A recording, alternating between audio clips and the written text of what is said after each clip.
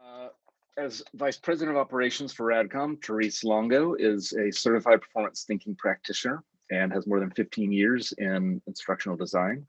She leads the development of Radcom's project teams, helping to produce customized documentation, training, and other support that helps clients enhance their performance. Therese also works with company executives, managing various projects where she helps clients set and achieve organizational goals. So welcome in, Therese. And David James is Chief Learning Officer at 360 Learning, formerly Loop, and he may chat a little bit about the product itself there. He's been in people development for more than 20 years, and most notably was the Director of Talent for the Walt Disney Companies across Europe, the Middle East, and Africa. David's also the host of the Learning and Development podcast, as well as a prominent writer and conference speaker on all things related to modern and digital learning and development. So thank you both for joining us today. Again, I think this is going to be a great conversation. As a reminder for those who are joining us, if you could use the Q&A for any questions that you have as we get in, and chat if you have any issues technically, and you can certainly reach out to others in the list, I think. But we'll come back at the end with 10 or 15 minutes, hopefully, to answer your questions. But I'm going to go ahead and turn it over. I think Therese will get started, and you guys can have the conversation. So I will mute myself off and be back here at the end to bring together some questions and answers. Looking forward to it. Thanks, Matt. David, I'm so excited about our conversation today on this very relevant topic of upskilling and reskilling. I think with the Great Resignation and all the things happening in L&D these days, I think it's a very relevant topic. Lots of people I know, our clients, asking for services around this area. So excited about the opportunity to talk to you today about that. So let me start with just a general question. Why do you think upskilling and reskilling is important in today's work environment? Well, thanks, Therese, and it's an honour to be here. Well, first of all, I'll call out that upskilling and reskilling aren't new, but the environment that we're in means that it's incredibly important. Of course, what we mean here is getting people up to speed with the jobs that they move into. So as they transition, and what with the Great Resignation and so the half-life of skills, then it's more important than ever that companies efficiently onboard their people. But what we are seeing as well is that work is changing, and we have 80% of the workforce of 2030 already in the workforce, and it's deemed that the half-life of skills is shortening, and so it's likely that we are going to need to reskill ourselves in the next, I mean, what have I got, maybe another 15-20 years in the workforce, but there are people who join in the workforce who might need to reskill 2, 3, maybe 4 times because of the pace of change. And so organizations need to become smarter at doing this. And when I started my answer with upskilling and reskilling aren't new, I had a guest on my podcast quite recently, Miriam Neelan, and she's an instructional designer. She works at Novartis, previously at Google. So she replied to, it's one of my questions, if learning and development hasn't been upskilling and reskilling for the last few decades, what on earth has it been doing? And I do think it was, her point is that sometimes we rebrand and we use new terminology for old stuff. But she's got a point that we have been upskilling and reskilling, but it is for the reasons that I've said, and there are factors that are affecting not just work but our lives in general, that mean that the pace is increasing, and people aren't staying in jobs for longer, whether it's because of their volition or tough circumstances. But whatever those circumstances are, organizations need people prepared to perform as quickly as possible. Right, you're absolutely right. And so with the changing times and as quickly as people do need to upskill and reskill, how do you think organizations should approach the task of upskilling and reskilling? Has that changed from the way we've been doing it before, when we actually just called it training and not upskilling and reskilling with these new fancy terms? And even future skilling now is another phrase that I'm hearing. So what do you think? Is there a difference in the way we should be approaching it because of how quickly things are changing? Well, you made a good point in your question there, Therese. So, is the way that we used to train still applicable? And so I remember being trained in the mid 1990s for a role, and there was a 3-week training course, and I was prepared to do that job. I was in a class full of 30 other people, and we went through some theory, some simulation, plenty of practice before we were ready to do the job. And so I think it works when work is predictable and manual. When work is a certain thing, then people can go through training, and for some people that will still be the case. But for knowledge work, it really isn't. There is no training course to go on. I used to, when I'd hire at Disney, or I'd meet new executives at Disney, and I'd ask, so I'd know the person who was previously in the role. Then I'd meet the person who's now in the role, and then I'd ask, so did you have a handover, or do you feel prepared to do this job? And so often people use the opportunity to rehire as a way to reshape the role. So there isn't a handover, and there isn't, and I think that's where we are a lot of the time today, that things move so fast that there isn't, or there couldn't possibly be, a training course preparing people for a lot of knowledge work. And I think that one of the reasons that the upskilling and reskilling is such a hot topic in learning and development right now is that we are trying to apply a silver bullet without analysis mentality to what is a really important problem. There are plenty of skills platforms or learning experience platforms that work on the premise that if you get someone to do a questionnaire based on their own self-assessment, then you can serve up generic content that helps them develop skills. And I'm afraid there isn't an organization in the world where you can remove the context from the development and then have people actually perform. In my experience, I think that perhaps around 90% of development comes from, or the development required when you transition into a role or there's enforced adaptation, comes from the question, how do you do things round here, taking into account not just the organization, but colleagues, peers, the expectations of senior leadership. You've got your immediate management, you've got your clients and customers and other stakeholders, you've got technology, culture, processes and systems. And they all play a part in how we're expected to perform within any given role. And so to think that there is a suite of content that's going to help you to employ skills without understanding your context is if I could be absolutely honest, is ludicrous.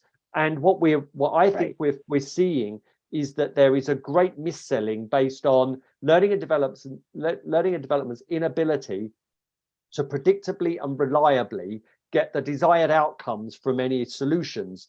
For too long, certainly at scale when it comes to digital, we've relied on silver bullet implementations and vast suites of content that are bought on the premise that if there are 10 million pieces of content and 100,000 employees, then there must be something for everybody, right? But the problem is without context, there's unlikely to be something for everybody.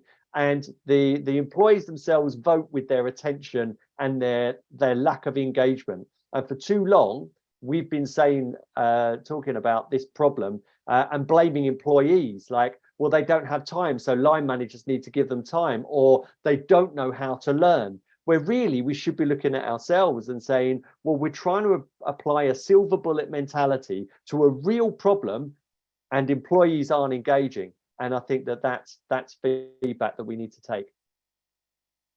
Oh, I think you're absolutely right. I mean, I think we see every day the inability or the lack of interest of stakeholders to really allow us to go in and do the analysis that we need to do. And I don't know, I'm curious your thoughts. Do you think that's a lack of education on our parts of L&D, like educating stakeholders on really the process of developing good learning? Or do you think, it's just the nature of the business, they just want something fast, and they always just think, oh, training's the quick and easy answer, let's just get some training and everything will be better. So just curious your thoughts on how do we get through to stakeholders the importance of analysis? Because I think that's key to what you're saying in terms of not having it be a silver bullet, have it be more applied to what the real issues are. Well, Therese, even your question there, you've got several options, and it's all of those things. The reasons that stakeholders don't want to engage so much in analysis, they want what they expect, which is a lot of the time sometime training, and perhaps they don't seem open to exploring alternatives. Is multifaceted. But I think that the long and the short of it for me is that that first of all, there is high value on learning and development and training in organizations. People do believe in it, and even in an employee value proposition, a lot of the time the days spent training or the amount of money applied to each employee is promoted within job applications. So there's a high value to offering learning and development, but I think that there is a low expectation on what learning and development can predictably and reliably actually affect. And I think that's inside learning and development and for stakeholders as well. But there isn't, again, right, in the same way as I said, there's no silver bullet tech issue, tech solution. There's not a silver bullet solution for learning and development in this regard either. In my experience, we need to earn credibility within our organizations and then earn currency that we can spend. And the way that we do that, I think, is first of all, we need to understand and expect more from ourselves that we wish to affect performance. I think too many in learning and development don't believe they can affect performance, so don't engage in conversations around performance, because when you do, you realize that stakeholder isn't going to siphon off the knowledge and skills part of a conversation for you. Everything comes onto the table, which is right. We need to explore all the reasons that people aren't able to efficiently or effectively perform in the context of their role and then deliver results.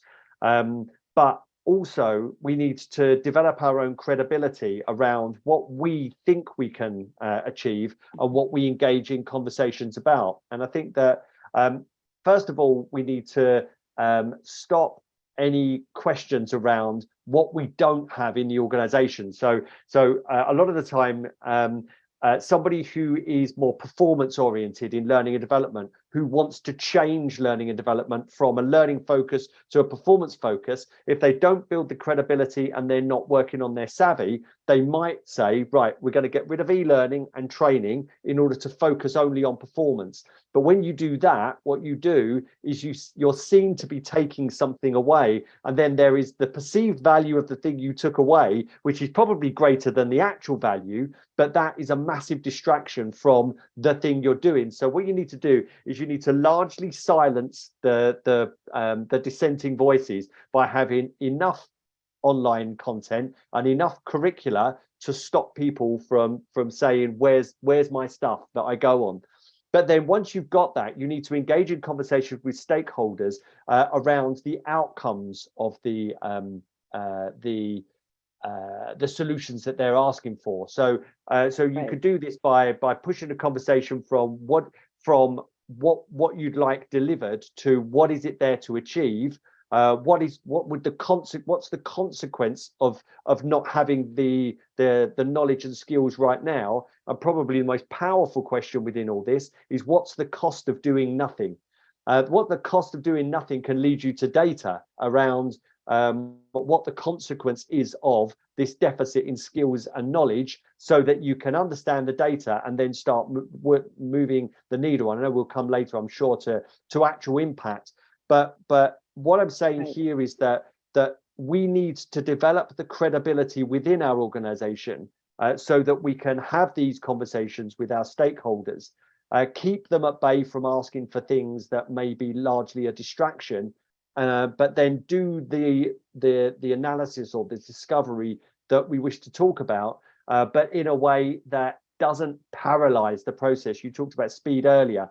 A lot of the time, stakeholders want something. They want something quick. And a lot of the time, they've already sold training to their team or to their to their department. So to be told that there wouldn't be training sometimes, again, acts as a distraction.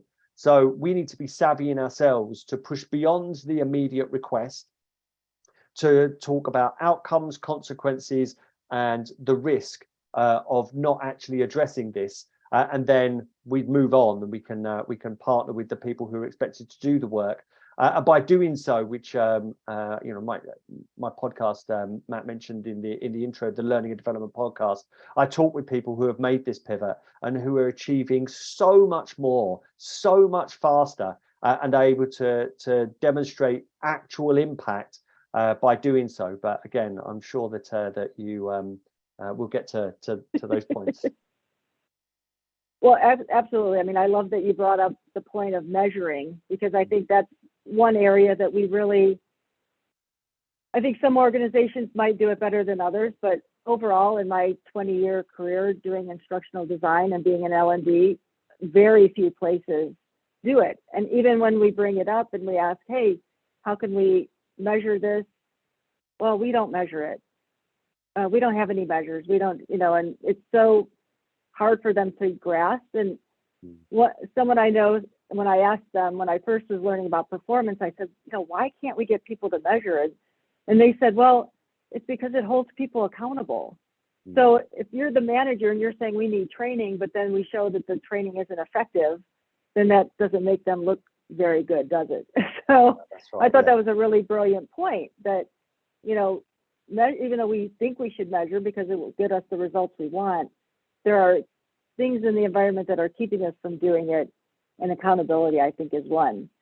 So I'm going to shift gears just a little bit and ask you, so we have this upskilling and reskilling, and we need to improve the skills. What's the best way to assess those skill gaps, in your opinion? Well, the best way to do it would be understand the business impact or the organizational impact first of all. One of the big misnomers in all of this is by thinking that we could do this by picking a cohort or picking a topic and then creating a solution, delivering that or implementing it, and thinking that we'll see an outcome. It will never happen. Not in a million years with the best technology that we'll ever have. Because first of all, in nearly 25 years in learning and development, I've seen it. I've seen LMSs implemented with e-learning, and that's going to make an impact, and it never does. I've seen interactive video, I've seen micro learning, I've seen LXPs, I've seen it all. It's all sold on exactly the same premise. This time, more than any other time, it's going to work. All you got to do is plug that in. We've got everything covered, and it will never, ever happen. So what we need to do instead is, instead of looking for learning needs, what we need to do is understand critical points of failure in our organizations. It's the only way to predictably and reliably measure and make any difference in our organizations. So you've got one side, which is learning needs, and you put your detective hat on, your magnifying glass, and you look for training courses and that needs to bolster the curriculum, or you need content that plugs content gaps in your LMS. Largely, otherwise, you've got everything covered, and it's a resource allocation exercise. It is, what training do you think your people need, right? So we just get that long list. I saw a post by my friend and I'd like to say mentor, Guy Wallace, on LinkedIn. Not calling it a training needs analysis, but largely it's a training wants analysis, and I think it's absolutely right. But if we look at this from another perspective, there's a critical point of failure in an organization. What do I mean by that? I mean that there is something that should work, or your organization relies upon it actually working. And by recognizing that it's not, it's either costing money, it's costing time, it's costing opportunity, that it's not being fixed. And so understanding what these are, and again, you don't need to seek permission to do this. You just need to be speaking with a stakeholder about consequences, or forging a way of trying to find out what these critical points of failure are. And then by understanding which cohorts are responsible for those critical points of failure, then you can work at pace in order for the upskilling and reskilling to happen.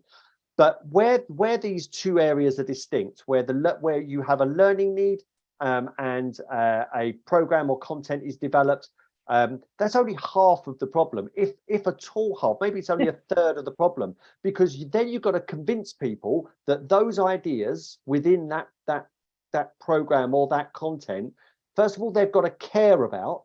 Then you've got to make sure that they've got those skills, and then that they care enough, and they're equipped enough to take them back and then skillfully apply those skills, or that knowledge to their job without actually making that link in the class. There's so much that could go wrong here. But if you look at a critical point of failure and something that you can see the data on that isn't working, what you need to do first is, once you've got that data, show it to the people who are accountable for the work. And your first question isn't what do you need to learn? It's, oh, what are you going to do? It's a fundamentally different thing. Training over here rarely works because people don't see themselves in the job. It's not the expected and rewarded behaviors within their role or the organization. You have to convince them in the room that it's a good idea to listen to it all, and to gain those skills and then apply it. Over here, you're talking about what they're actually accountable for. And so we can be laser focused on helping them to do so. And this is the fundamental difference between a learning approach and a performance approach. And from hopefully what you can hear, it's because it's the first conversation. I think it was Geary Rumler, again, who Guy Wallace pointed me in the direction of. Apologies, Guy, if you see this, but I believe it was he who said, you can't get there from here. It's not, you cannot predictably and reliably affect performance by looking and finding learning needs. You have to look for and find performance needs and then work on those. But yeah, that great line, you can't get there from here. Right, and you have to think about the other aspects of performance that aren't related to learning. So if, obviously, if going back to the analysis, if we've looked at the analysis and we have done a performance analysis, not just a learning analysis, then we can identify those things that aren't learning related. So I think that's important as well. Yeah. But how do you think so making that connection, right, between applying it and the performance need is one way to help ensure that we transfer those skills. Are there other ways that people can do that?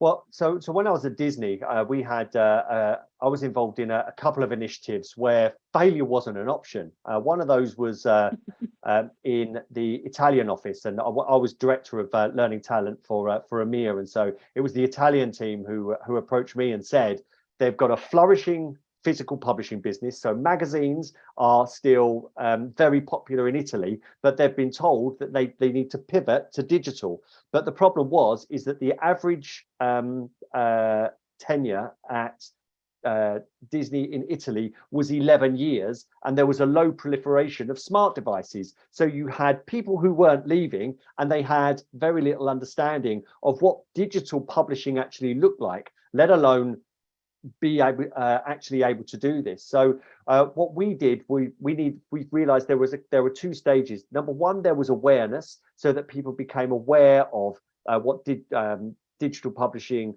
looked and felt like, and so we created a digital hub so that people could go in and experience Disney products on the different devices. And the next part was capability, but we were hamstrung by dreadful learning technology. And when I say dreadful learning technology, it's what people still would consider a viable solution now, which is a clunky system filled full of generic content. It wasn't going to help us. So what we needed to do was get the technical expertise from Disney elsewhere in the region to come and help to redefine what those jobs were and work with those people who are responsible for the work in physical publishing to do the same. Well, I suppose it wasn't the same. It's a different job to achieve different ends in digital. So we did this by mini accelerated apprenticeships, which is so manual. It was so laborious, but we did it. And it took a long time, but we did it by seeding expertise in the Italian office in order to help them with the pivot. And another example is in retail when things started to get tough after the last financial crisis from 2008 onwards. Disney had to rationalize the way that it sold. When it could do whatever it wanted to, it ran its own music department, its own consumer products, it had stores, it had home entertainment, and each of those sold to retailers. But as the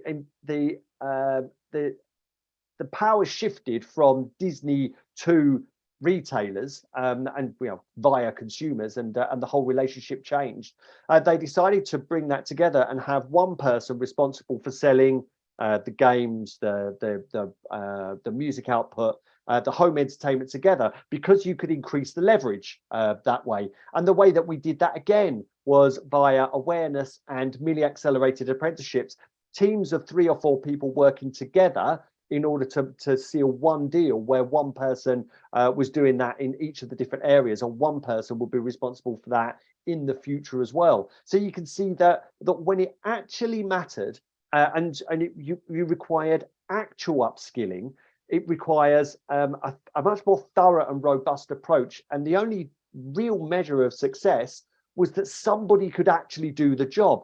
And I think that when you plug in skills platforms, we don't hold ourselves accountable for that. So who's holding employees accountable, or anybody accountable in the organization for somebody to be able to do a job?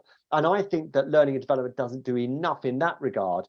And I think that without the analysis, without understanding the actual shift that needs to happen, and without having some kind of measure of the success, and there is only one measure of success, somebody can do that job, then we've got to ask the question, is learning and development actually helping, or are they just spending an enormous amount of money and then over promising and under delivering? Because if they're not, as I said, I mentioned the statistic earlier, 80% of the workforce of 2030 are already in the workforce right now. There is an urgent need for systems and skills within learning and development to help with upskilling and reskilling. But if we keep farming this out and thinking that these platforms full of content are going to help now, we're going to find ourselves at 2025 really, really quickly. And organizations are going to be wondering, well, you've just wasted a load of money on something that didn't work. Who are we going to give the next lot of money to help us to actually make the shift that we need to? Absolutely. And one thing that you said was, how do we really know it was successful? It's that they can do the job. And so one thing that makes me think of is your conversation on your podcast, Pivot to Performance, with Guy Wallace, and you had Carl Binder as a guest. And he was talking about the shift from behavior to accomplishment. And so I know that's something that we're doing a lot, at RADCOM, in shifting that focus from the behavior to the accomplishment. And yes, the behavior is still important, but ultimately in measuring and making sure someone can produce the accomplishment in a way that can be measurable and to a standard, I think could be a huge advantage. What are your thoughts on that? Yeah, I completely agree. Well, Carl Binder is much more experienced than I am. I'd be a fool, I think, to disagree to him. But you can see it that behaviors are based on, if you train or prepare for behaviors, it's only part of the puzzle. What you're saying there is that if you do enough of the right stuff, then surely you'll get the right results. But there is this gap these variables. You just imagine that you're in the role of role design, and so you say, so in the role design, you've just got to do this. So so you get somebody to actually exhibit those behaviors. But what if there is this gap? What if there is something else that's missing? In another conversation I had with Dr. Richard Clark on cognitive task analysis, he said that even when you've got master performers or subject matter experts, as we call them, under interrogation, I won't use the word interrogation, because you do need to interrogate people to find out what they do and know. But they cannot know up to 70% of what it takes, especially the cognitive processing, in order to do the right stuff. So you can teach the behaviors, but you've got to get to accomplishments for it to know that somebody is reskilled. After all, Therese, no one's ever been promoted for what they've learned and what they know. People are only ever promoted for what they do. So it is this accomplishment, do enough of the right stuff and get the results, because there's no point in doing all the right stuff and then not getting achieving the results. Yeah, I love it. It's brilliant. So what about best practices for tracking the progress of upskilling and reskilling? What can you share with our listeners on that?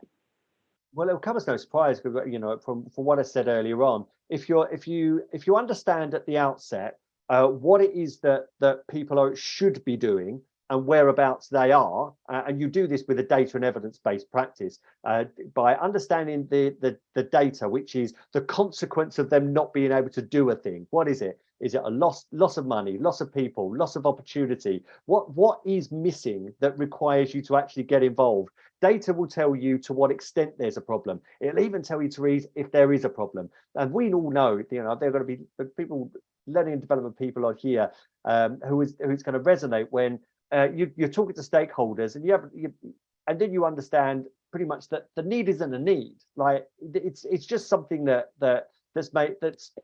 it's just a thing. It's an idea. But if we are going to make an actual demonstrable difference, then there has to be an actual demonstrable problem. So if we do understand the consequence of the problem, the need that the stakeholders got involved, then we understand our ground zero. So say, for example, it is that we've got software developers who needs to use a different code. You go, well, why?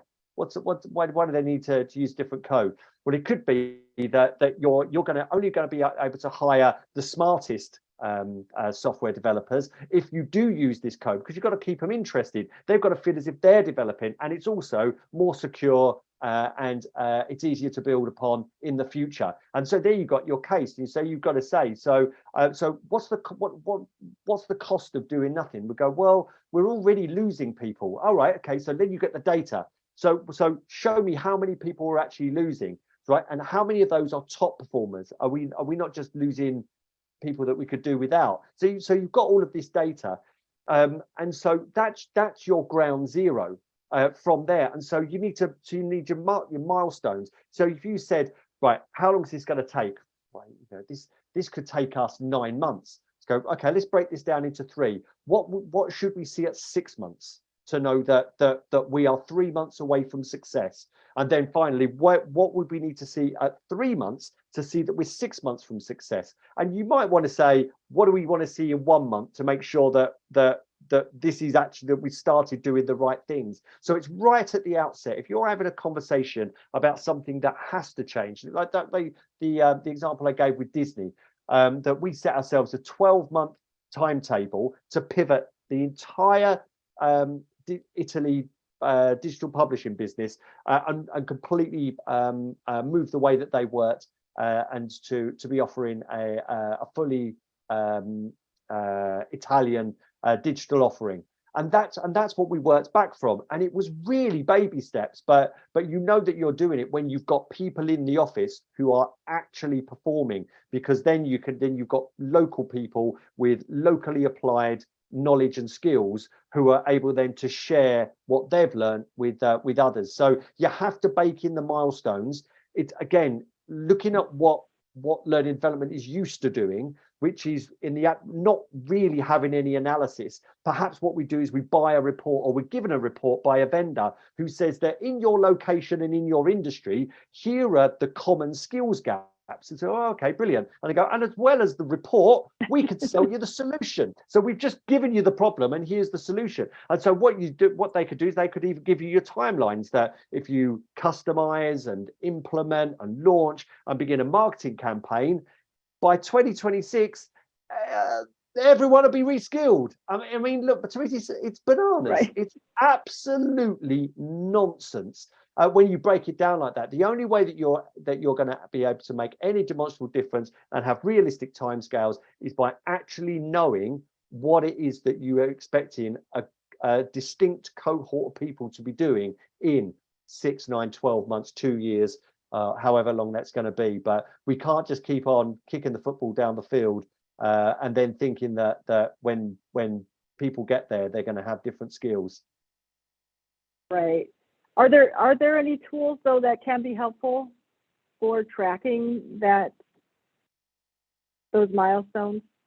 Look, Therese, I think that it's really important for so 360 learning is massive for this, because 360 learning is all about helping to package up what your local experts do and know, and then creating learning paths so that people can get there. So it's a brilliant tool for packaging up what people need and a brilliant learner experience. But the thing is that it's ourselves in learning and development who needs to invest in. If we invest in our capability, then we're going to future-proof ourselves, because I hear it all the time. People saying, oh, there's so many tools out there, I don't know where to start. Say to it, I know, with you. Right. That's it. Right. Exactly. Right. To have a different conversation with a stakeholder is down to you. To ask questions about what it is they want to see as a result of any intervention, the consequences of the problem that they're actually seeing, to be talking about and seeking data to validate that there's an actual problem, and then seeking the evidence from the people who are responsible for the work to understand what they're not able to do easily or effectively, the partnering with them to make sure that whatever is experimented with makes a demonstrable difference, and then the scaling can come first of all with, I reckon, a lot of free tools that people use, whether it be Google Forms, whether it be SharePoint, it could be tools that you've already got available, just to test a concept. Because what you really do, what the most important thing is giving contextually specific resources, or engaging in contextually specific conversations with groups of people to see whether whether you can move the needle and move them more towards being upskilled or reskilled. Now, the tools that you use after that would be perhaps to help with integrations. You might be building or implementing APIs to connect information. Perhaps you want to connect a learning tool to a data tool. And then you've got really smart technologies that can help to automate. So imagine that you've got somebody who is new to a role, and as soon as they're applied to that role in HR, they begin a learning journey that guides and supports them towards being upskilled in any particular area using locally developed resources. But you're not actually doing that, and you're not relying on simply marketing content. It is understanding where people are on their journey and then guiding and supporting them, and then having the data to see whether your learning journeys are having an impact on people's ability to actually perform. And so you're reading that data, and some of it might be anecdata, to understand how close to the point of work you are in order to affect the way that it's done and achieve those accomplishments. Yeah, you're absolutely right. The other thing I'm curious about, how there's been a lot of talk lately about career pathing, and obviously in career pathing, it's about basically upskilling or reskilling, depending on where they're going. Any thoughts on that movement and how this can be helpful for people who need to do career path design? Yeah, so we did this wonderful exercise at Disney around job families. Prior to that, I was always involved in competency frameworks, behavioral frameworks, And I always found that they were oversimplified and they didn't actually achieve anything apart from frustration. I mean, I remember looking at the Disney competency framework, having a look and saying, do we know this works in China? And they went, I don't know. Right. We go, oh, okay, right. So at least I know that we pay lip service to this, because it isn't about actual jobs. But what we did in Europe for at Disney was job families, in which, and I mean, it was an enormous piece of work, and it was because give you the context that that job levels. Well, Disney was made up of about 14 different organizations, whether it be the Disney Store, Parks and Resorts. There was ad sales, finance, legal, and everybody had their own kind of version of leveling. But the idea was that Europe should get its house in order, and if we were going to achieve our goal of being able to keep and move talent, then we needed some kind of comparable levels. And so this job leveling tried to distinguish what an assistant did, what an advisor did, what a manager did, what a head of did, what a director did, what an executive director did. And contentiously, we realized that there was no big distinction between director and executive director. The big leap was director and vice president. And so executive directors were removed, and that caused a bit of an uproar, especially if you were an executive director, moved back down to director. But it really did provide people, and what it did was recognize what they were responsible for and the skills required and the knowledge required in order to fulfill that role. And it was amazing for career development, because any advisor, well, first of all, when it came to performance reviews, people were being assessed against what was formally agreed amongst the actual cohorts themselves and their managers, that this is what the role is. So to what extent are you actually performing at this level? And then from a career perspective, to answer your question more directly, Therese, people could see for themselves what that step up looked like. And so they could see that any hiring manager doesn't want to take a risk on anybody. So how do you delimit the risk? How do you show and demonstrate the behaviors, the expected rewarded and rewarded behaviors within the organization at the next level, as well as start achieving some of those accomplishments? Because what should be the case is, in any given organization, people who work there should have an advantage over people who don't, because you understand the culture. But if learning and development don't incorporate that cultural element into their development programs, so as I said, that 90% that emanates from how to do the right things here, then it's left up to, it's the Wild West, and then it's based on technical ability. But so I think that from a career perspective, job families are amazing. But I do also realize that took a couple of years at Disney, and with the half-life of skills, it's going to become less and less acceptable to engage in such enormous a broad amount of work. So what I would suggest is that we in learning and development should again look for critical points of failure. Where in our organization are we not utilizing the internal talent in order to plug the internal vacancies, which has the consequence of losing good people? Where's that actually happening? Because if we can road test something and build something that's fit for purpose, both from a job family and a job applications and actual progression perspective, then we've got something that we can move around and see its applicability elsewhere. But I'm all for solving known problems rather than looking for problems that may or may not exist. And I'm certainly not a fan of a one-size-fits-all top-down with this has been in incubation for 2 years. So in the absence of analysis, it's broad and vague and right. Yeah, are not really going to make a difference. Yeah, so many things that I want to comment on and continue with in this conversation, but I'm looking at the time and I want to leave a little bit of time for if any of the listeners have questions. So I'm going to ask Matt if there are any questions for us. Hey, it was great. Not yet, but I did have one, and it was expanding on what David was just talking about with the job families. I love, as you said, we talk a lot about career paths and career pathing, and that the idea of job families is very interesting to me as you look at it as a because a lot of people ask the question, I guess, is maybe there is no direct up and down, there's not I'm as high as I can go, right? So then what happens? Or we don't, in that role, there's only so many levels to which that goes. But then it sounds like that involves horizontal movements or diagonally up movements or something like that. So I guess that's my question would be, how does that tie into either one, a smaller organization maybe that doesn't have enough roles? So kind of how do you address that? But then what does that look like maybe in more detail? Your example of Disney was good, but like maybe how would that apply maybe to another, pick up an engineering firm or a manufacturing company, or something that might be an example there. Yeah, so I think you've hit on a good point there, Matt. I think that what the most important thing we need to take a look at right now is that things are tough, and with the rate of inflation around the world, we let's be really honest. Employees want good pay, good conditions, of course, but they want to know that they've got good prospects within their organization.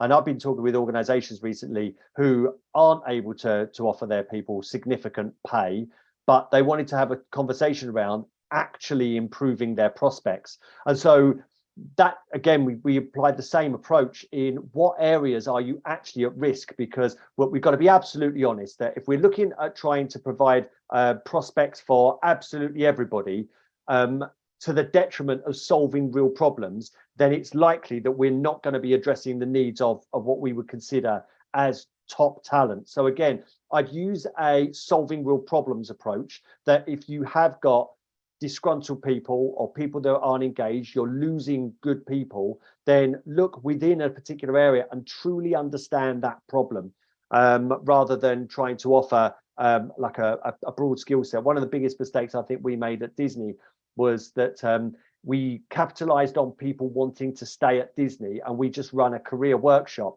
and we just gave people, the individuals, the tools and said, look, there are loads of vacancies. Here are some generic tools. Off you go. And it didn't solve any problems at all. Where now I think what we need to do is take a look at specific areas. And this is where HR really needs to work together. A lot of people have workforce planning teams now, and if they don't, they'll be doing areas of workforce planning. So a workforce planning need to work with learning and development to truly understand, and recruitment, because again, like if we are always looking outside for, again, what could the real problems be? You're hiring more people externally than internally. Top talent is actually leaving the organization.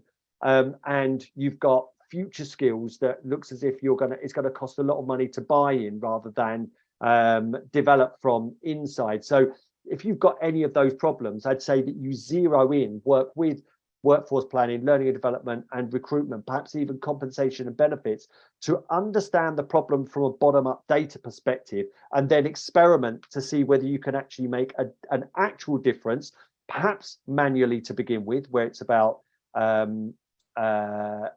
conversations with people, manual matching, and trying to find talent and groom that talent, perhaps with apprenticeships, but then looking to automate or make it less administrative over time. But I think that you have to understand the problem to solve the problem manually, to then actually look to make that more efficient later down the line. Yeah, so not a broad assumption that this path works for everybody in this role. It's very much individualized to the individual person. Yeah. We do have a couple questions that have come in. One, I'll ask both of you guys. So sometimes training really is a part of the solution. So we talked about not jumping to training as the automatic answer, but sometimes it is part of the answer. So, but how do we address other elements that might also be impacting the performance that maybe training is intended to fix? So they think training is the answer, and maybe it's partly the answer, but there's other pieces. So maybe how do we bring those two things in together? Good question, Matt. And it's and thanks, Ginny, because I think that this is one of the reasons that learning and development are reluctant to get involved in a performance conversation, because they wonder whether, if they do, whether they're going to be taking on more than the knowledge and skills. So I think it's all about the contracting with the stakeholder. So a lot of the time we're invited, or we push our way in to talk about a learning need. The stakeholder will start talking about the training course that they want. Something that, so I use my experience. One of the great training course, there was this brilliant element. I think my team would really benefit from it. And so start then talking. So first of all, the answer is yes, yes, yes, yes, yes. So you don't seem to be combative, because you want to keep your stakeholder out of the how and concentrate on the what and the why. Then once you've done enough yeses, and you're invited in, or you push away to conversations, you say the next part is great. So we just want to know what outcome you want, what's not working right now that you want this to address. So then you take it from there to consequences, to data, but it's at that point during there that you'll contract and say, right, I'm guessing from what I've done before that not all of this is going to be knowledge and skills, which is my part here, which is what training, which performance support can build, from mentoring or apprenticeships, all of that great stuff I can do. But I think we're likely to uncover other elements that could have just as bigger impact on people's ability to perform and get the results as anything that I can do. What I need from you is a partnership approach, that if I take on the knowledge and skills, then you'll be able to pick up on the rest. So it's all in the setup, Ginny. It should never be a case that you're too hesitant to have that. Everybody, if you put that on the table at the outset, then I think it makes a clear distinction. And so once you've got the data, you've done that contracting, the next part is the evidence, which is understanding from the people who do the job what it is that means that they're not able to do it efficiently or effectively. And so when you're with your stakeholder in that meeting, you're there and you're saying, oh, that sounds like a process, or is that a system you use? Right. So it's at that point that you can actually demonstrate the partnership approach. Now, in my experience, your stakeholder knows. When they come and they say, we're not getting information down here, so the role could be, say, right, is that something that they should be getting? Like, so do they need to develop the skills in order to elicit that? Or is that something you need to do? Right. So what you do, you've got it all out on the table, so that really after those conversations, you should see everything that everybody knows is the problem, but you've not taken it all on yourself. Everybody's got that divvied out. Now, that's also a test to see whether people really want to change or not. Now, when you look at the opposite way of doing this, if you're just collecting the information that people want into a training course, plus what you do, what you found from your own research as well, when that's delivered, regardless of whether people think that's a great course and they tell you, whether they actually do anything afterwards, no, it's dubious at best. They've got to go and do it. A really easy way out is to say, Matt, your training didn't work. Right? Like, rather than me do something, but you can't do that when you are contracting with people and you're doing this exploration. The stakeholder's there and he's saying, right, that's something you'll do. You're sitting there with the data going, something's not working with the way you're doing your job. What do you need from me? So you do that. So it's again, you can't get there from here. And you're right, Ginny. Sometimes there is a training part. And sometimes I did a podcast episode with these guys from Telia last week, and it was amazing. They did the most incredible analysis. It didn't take a long period of time. There wasn't a single training element from it. It was all system and process, but they were the ones who led that, and they increased the average sales per rep by 160% because they put everything on the table. Wow. Which was which was quite incredible. Yeah, wow. Thank you. That was a good answer to that. Ginny has another one, but I'm going to jump to Kate since we have somebody else that's asked. How do you keep performance in mind throughout a project? She says she's had several instances where the project starts with the understanding that this is about improving performance, but once it gets rolling, that's the way it's always been done, kind of takes over and it just becomes another e-learning course. Is there a way to avoid this is the question. Wow, Kate. I must admit that I've not seen it go that way. Usually when you've got the data and you're sitting there with your stakeholder and they recognize what the actual problem is and what needs to move, usually that consolidates, that reinforces to them that there is a problem. Now, don't get me wrong, Kate, sometimes you get somebody, and I'd say that it's 20% of the time you get people saying, I just want the course, right? And then you go, what? That's fine, right? And what you've got to realize is that they're much more invested in the thing than the result. And I'd say spend as little time, money, and energy on doing it that way. But if you've got a stakeholder who you've led the conversation to actual data, which reflects badly on the KPIs of both the team and the people who are performing. If you take that data to them and you'll start that conversation about that partnership, then that usually keeps it on course because people are hyper aware of their role. And it really is, again, from my experience, it's not about delivering a thing. It's about you helping to equip them or empower them to do the thing that they are in the organization to do. So I'd say that persist, keep the conversation about the outcomes and the consequences of not get the data in your hand so that you can always refer back to it. Now, sometimes people get it in their head that it has to be some training or there has to be some e-learning. So I'd say that if they've got that, then do that again without spending too much time, money, and energy on that. But then it's in the conversations, the resources, the things that you all agree in the room is going to have the biggest impact on performance. That's where you invest the time and the energy. It is a long journey, and you will never completely get away from people saying, oh no, we don't do courses now, we only ever do this performance stuff. People will always ask for a course because it's just ingrained, and you will always feel as if you're having the same battles. But this is bigger than simply us. This is about us achieving what we're in organizations to actually do. So I'd say persist, but perhaps take a look at those questions at the outset and then the data you have in your hand, and always refer people back to the reason that you're doing the thing in the first place. That's great. Therese, anything to add there? Nope, David said it so well, and I agree with everything he said. So we're definitely on the same page. That's good. And the fight so will we persist. are, we are right at an hour. So I want to make sure that we're respectful of everybody's time, but we really appreciate everybody. This was a fantastic conversation.